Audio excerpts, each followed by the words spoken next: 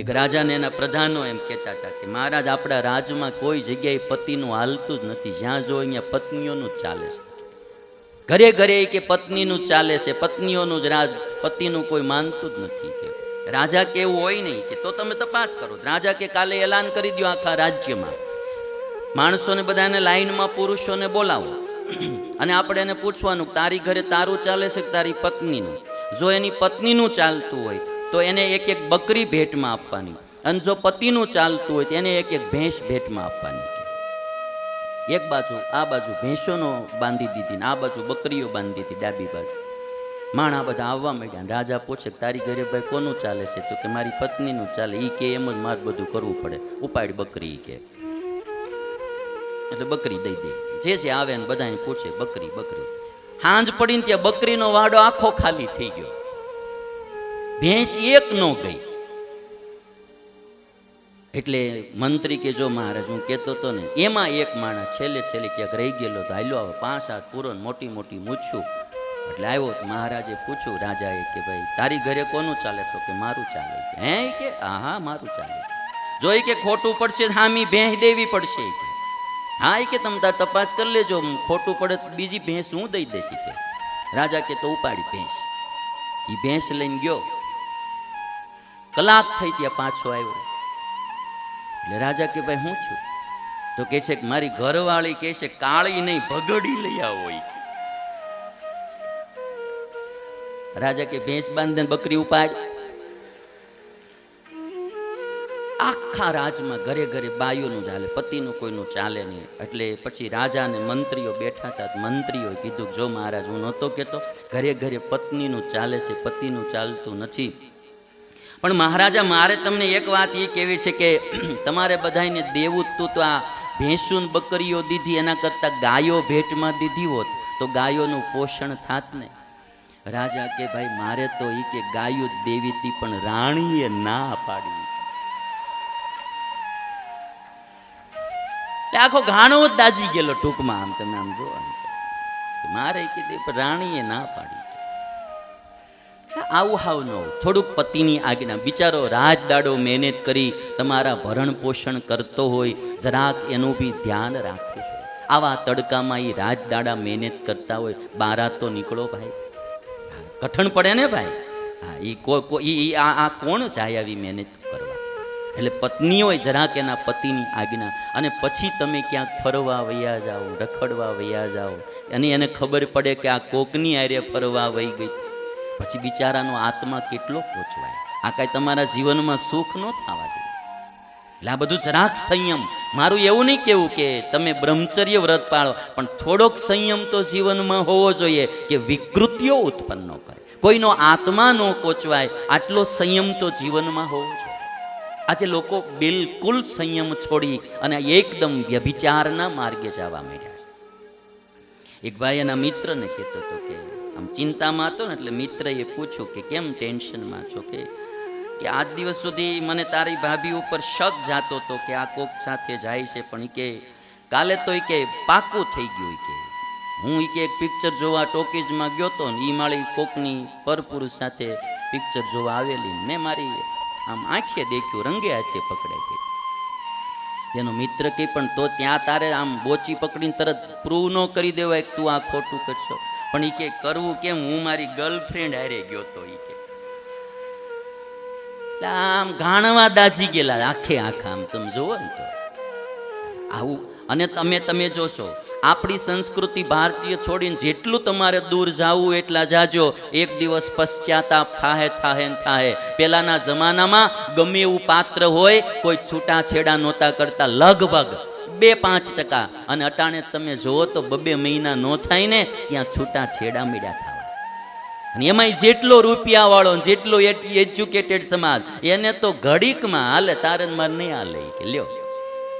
હજી નાના માણો ચલાવી લે છે, ગરીબ માણસ ચલાવી લે છે. ફૂટપાથ ઉપર રહેનારા માણસો તમે આમ જુઓ ને, આમ કોઈ રહેવાનો આશરો ન હોય તો આખી જિંદગી બે પતિ પત્ની નિભાવી લે છે. અને આવડાને બુદ્ધિઓ આવી, થોડીક એજ્યુકેશન આવ્યું, સેજ પણ થાય એટલે તારન માર નહીં ચાલે, લ્યો આયલો. આમાં કોઈ સમાજ સુખી નહીં થાય. નાની નાની બાબતમાં છૂટાછેડા. અને અને આ તમે આવી ભેંસું જોઈ ને તો આપણને એમ થાય કેટલું આ કયાગરું કહેવાય.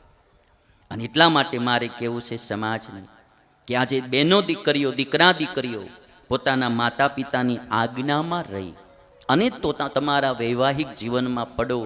ઘણા દીકરીઓ મા બાપને અંધારામાં રાખીને ગમે ત્યાં ભાગ. 2-3 ચીજો મારે કહેવી છે. એક તો દીકરીઓ ઉંમર લાયક થાય એટલે માતા પિતાએ પરણાવી દેવી. ઘણીવાર માતા પિતા દીકરીઓને ભણાવી હોય, ગણાવી હોય, નોકરી કરતી હોય કે કંઈ જોબ કરતી હોય, એની ઇન્કમ આવતી હોય, એ ઇન્કમના લોભે મા બાપ એને લાંબો સમય સુધી પરણાવતા નથી. આ મા બાપની ભૂલ છે. હા, તમે જરૂર એની પાછળ ખર્ચો કર્યો છે, પણ તમે એવી ઈચ્છા ન રાખો કે એનું વળતર અમે લઈ લઈએ. જો તમે કેપેબલ હો તો તમે એને ટાઈમે પરણાવી દો. પછી બહાર ગમે ત્યાં નોકરીઓમાં જાય, એનો ઉંમર થઈ ગઈ હોય એટલે પછી એમાંથી ન થવાનું કાર્ય થાય. આપણી ભારતીય સંસ્કૃતિનો નિયમ છે કે અમુક ઉંમર થાય એટલે દીકરીના વિવાહ કરી દેવા.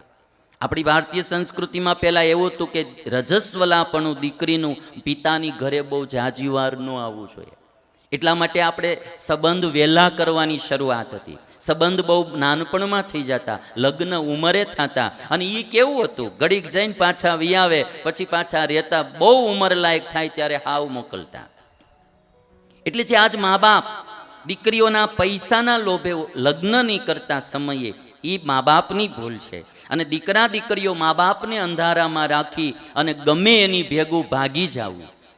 કોઈક મોબાઈલ જરાક લઈ દે, કોઈક 2 વાર ખાવા લઈ જાય, હોટેલોમાં ફરવા લઈ જાય, કોઈક 2 જોડ હારા કપડાં લઈ દે, એટલે ગમે એની ભેગું હાલ્યું જવું. આવું હાવ તુચ્છ જીવન ન હોવું જોઈએ. જીવનમાં કંઈક ખુમારી હોવી જોઈએ. જીવનમાં કંઈક ખુમારી હોવી જોઈએ. હાવ કોઈના મોબાઈલમાં, કોઈના ખાવામાં, કોઈના મોશોખમાં તમે લલચાઈ જાઓ. આ તો બહુ નમાલું જીવન અને બહુ નીચ કક્ષાનું જીવન કહેવાય. આ બહુ અમુક ચીજોમાં બહુ ધ્યાન રાખવું પડે. આપણે કાંઈક તો ખુમારી હોવી જોઈએ, કાંઈક સ્વાભિમાન હોવું જોઈએ. હું માનવ છું, હું હિન્દુસ્તાની છું, હું કઈ સંસ્કૃતિનો માણસ છું, હું કઈ પરંપરાનો છું. સીતાને રાવણે કેટલા પ્રલોભનો આપ્યા કે મારી મંદોદરી આદિ બધી રાણીઓને તારી દાસી બનાવી દઉં, તું કે એમ હું કરીશ. પણ રાવણની સામું એકવાર સીતાજીએ જોયું પણ નથી. અને સીતાજીએ એમ કીધું કે સિંહનો ભાગ તું શિયાળીઓ લેવા આવ્યો છે. રામ તો સિંહ છે ને તું શિયાળીઓ છે. રામ તો હંસ છે ને તું તો બગલો છો. રામ તો કોયલ જેવા છે ને તું તો કાગડો છો. આ આર્ય નારીના વિચાર છો તમે. દ્રૌપદીને કેટલા પ્રલોભનો જયદ્રથે આપ્યા. દ્રૌપદી એક વાર એના તમે મહાભારતમાં એના વિચારો વ્યક્ત કરી જુઓ ને, તેથી આપણને ગૌરવ થાય કે મારી ભારત દેશની આર્ય નારીઓની કુમારી કેવી હતી. નાગણી જેવી ફૂફાડો મારે ને ભલ ભલા ડરે, આવી એની કુમારીઓ હતી. અને આપણે ખાલી ખાવામાં, પીવામાં, કપડામાં લોભાઈ અને મા બાપને અંધારામાં રાખી મા બાપને દુઃખી કરીએ. એટલું જરૂર યાદ રાખજો કે આ જુવાનીમાં તમને સારું લાગશે, પણ એક દિવસ જ્યારે તમારા દીકરા દીકરીઓ આ કાર્ય કરશે ને, તેથી તમને ખબર પડશે કે મેં પણ મારા મા બાપને કેટલા દુઃખી કર્યા હતા. તેથી તમને ખ્યાલ આવશે. મેં જાન્યુઆરીની કથામાં અમારા સુરતમાં એક ભાઈને ઘરે જઈને એને મેં બીડી છોડાવીને એનો એવો આગ્રહ, સ્વામી મારી ઘરે આવે હું બીડી છોડું. બહુ 35-40 વર્ષ જૂનું વ્યસન. હવે છોડ્યું એટલે બહુ વર્ષોથી બીડી, પુષ્કળ બીડી પીતા, સતત બીડીઓ પીતા. એટલે શરીરનું પાચન તંત્ર આખું ખોરવાઈ ગયું. દવાખાને દાખલ થયા. ડૉક્ટરે એવું કહ્યું કે તમારી પાચન તંત્રને ઠીક થતા 3 મહિના તો લાગશે. 3 મહિનામાં 5 દી બાકી હતા ત્યારે 15 દી પહેલાં મારી પાસે આવ્યા. મને કે સ્વામી હવે 5 દી બાકી રહ્યા, હરખું થવા માંડ્યું, પણ એક વાર તમને વચન દીધું કે હવે બીડી નહીં પીવું, એટલે હવે બીડી તો કોઈ દી પીવી જ નથી મારે કે. અને મને એણે વાત એ કરી કે સ્વામી અટાણે હવે કોઈ મારી પાસે બીડી પીતો હોય ને તો મને ગમતું નથી, ધુવાડાની વાસ આવે એ મને ગમતી નથી. સ્વામી કે હું જ્યારે બીડી પીતો ને ત્યારે મારા છોકરાના છોકરાઓ મારી પાસે આવે ને, એ આમ શર્ટનો કોલર આમ કરીને આમ નાક આડો કરી દેતા હતા. આજે મને એમ થાય છે કે મેં બીડીયું પી પીને કેટલાય છોકરાઓને ઘરના લોકોને દુઃખી કર્યા. કારણ કે ધુવાડો બીજાને ન ગમતો હોય, પણ આપણને આ વિચાર નથી આવતો. જો મિત્રો તમને અમારા વિડીયો ગમતા હોય તો તમે ચેનલ સબસ્ક્રાઇબ કરી શકો છો. ચેનલ સબસ્ક્રાઇબ કરવાથી તમને એ ફાયદો થશે કે જ્યારે અમે YouTube પર ગમે ત્યારે વિડીયો અપલોડ કરીશું તો એનો નોટિફિકેશન સૌથી પહેલા તમારા ફોનમાં આવશે. તેથી તમે અમારી ચેનલને સબસ્ક્રાઇબ કરી શકો છો. ધન્યવાદ. બતાવું ભેંસુમાં, મારે મને બહુ ગમી એટલે આ ક્લિપો બતાવું. એક એના મા બાપની આજ્ઞામાં રહેનારા હોય. અમને આ અમારા સાધુઓ છે ને, ભલે આમ પારકા દીકરાઓ અહીંયા આવ્યા હોય, પણ એ પૂછ્યા વિનાના ક્યાંય બહાર ન જાય, પૂછ્યા વિનાનું કોઈ કામ ન કરે, એટલા આજ્ઞામાં રહે. સેજ પણ કંઈ ભૂલ થયું હોય, ગમે ત્યાં એને વઢો ખીજાવ, એક દિવસે હામો શબ્દ ન બોલે. જ્યારે આજે દીકરા દીકરીઓ હાવ ઉદ્ધત થવા માંડ્યા. રાત્રે રખડી રખડીને 2 વાગે આવે છોકરાઓ. તમારું અમદાવાદની મને ખબર નહીં, અને સવાર સુધી આપણે રહેવું છે એટલે કંઈ કહેવાય નહીં. કે મારે સુરતમાં રાતે 2 વાગ્યા રખડીને આવે. પાછું એને પૂછાય નહીં તું ક્યાં ગયો તો. હા, એને પૂછો કે આમ તું ક્યાં ગયો તો, ત્યારે એને દુઃખ લાગી જાય. આત્મઘાતો કરી લે. તમે મારા જીવનમાં ઇન્ટરફિયર થયા કરો છો, તમે મારા જીવનમાં ડિસ્ટર્બ કર્યા કરો છો, તમે મને પૂછ્યા કરો છો. એક ભાઈનો છોકરો તો રાતે રખડીને 2 વાગે આવ્યો. એને બાપાએ પૂછ્યું કે ક્યાં ગયો તો, કે સિંહ તો ગમે ત્યાં ફરતા હોય. એના બાપાએ પેન્ટમાં જ પટ્ટો કાઢીને 4-5 જગ્યાએ ને તે શિયાળિયું કરી નાખ્યું. સિંહ તો ગમે ત્યાં ફરતા હોય. એલા સિંહ હોય અહીંયા કઈ ગમે ત્યાં પી પીને ઊંધે માથે ન પડ્યા હોય. સિંહ હોય ને ભૂખ્યો મરે પણ ખડ ન ખાય.